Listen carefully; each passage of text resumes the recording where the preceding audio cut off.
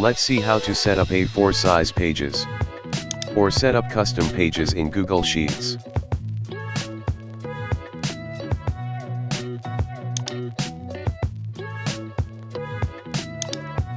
The customized layout will be available when you are ready to print the document.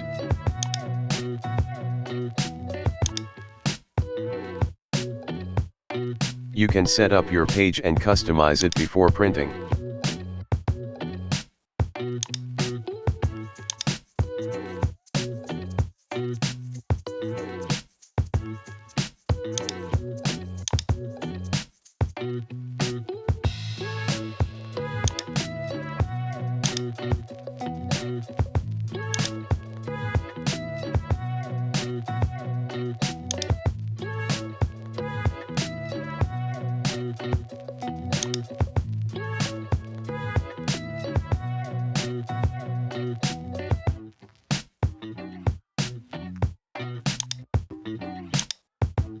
If you got any benefit from watching my videos, please subscribe my channel.